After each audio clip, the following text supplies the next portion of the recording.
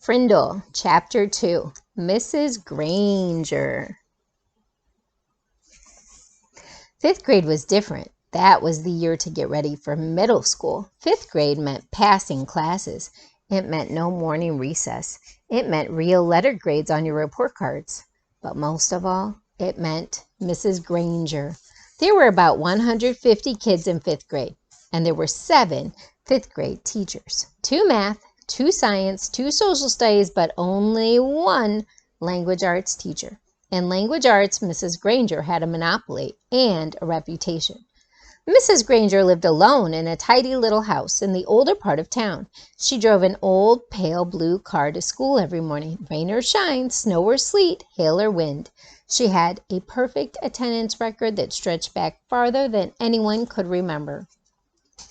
Her hair was almost white, swept away from her face and up into something like a nest on the back of her head.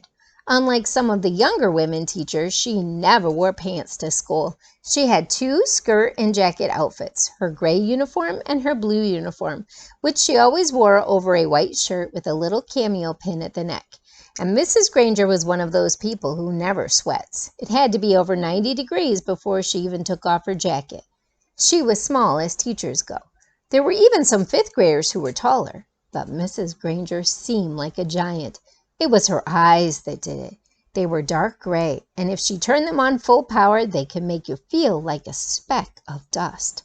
Her eyes could twinkle and laugh, too, and kids said she could crack real funny jokes, but it wasn't the jokes that made her famous.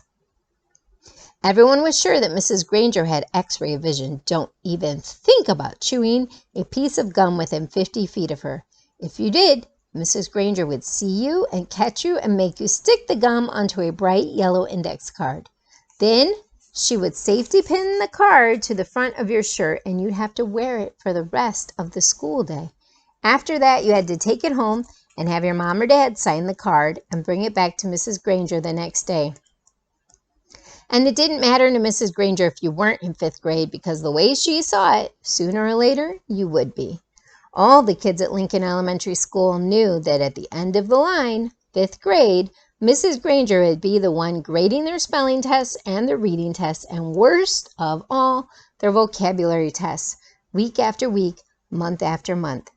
Every language arts teacher in the world enjoys making kids use the dictionary. Check your spelling, check that definition, check those syllable breaks. But Mrs. Granger didn't just enjoy the dictionary.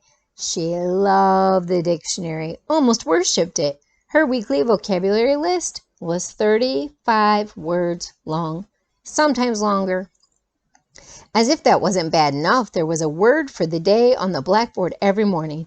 If you gave yourself a day off and didn't write one down and look it up and learn the definition, sooner or later Mrs. Granger would find out. And then, just for you, there would be 2 words for the day for a whole week. Here's a picture of Mrs. Granger and her dictionary.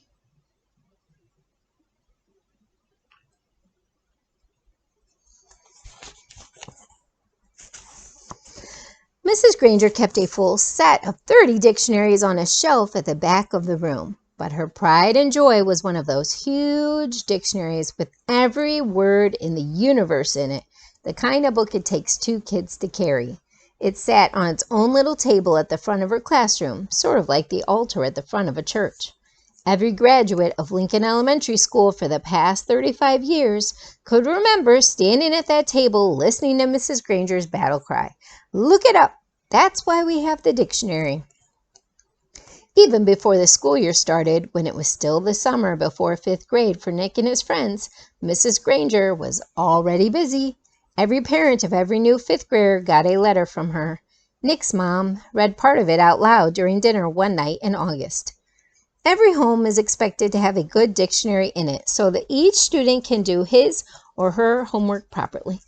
Good spelling and good grammar and good word skills are essential for every student.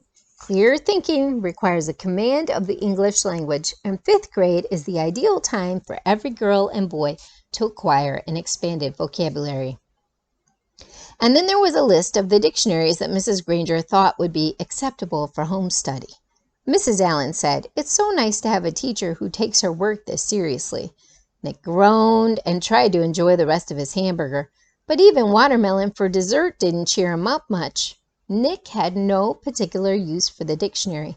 He liked words a lot, and he was good at using them, but he figured that he got all the words he needed just by reading, and he read all the time. When Nick ran into a word he didn't know, he asked his brother or his dad or whoever was handy what it meant, and if they knew, they'd tell him. But not Mrs. Granger. He had heard all about her, and he had seen fifth graders in the library last year, noses stuck in their dictionaries, frantically trying to finish their vocabulary sheets before English class. It was still a week before school, and Nick already felt like fifth grade was going to be a very long year.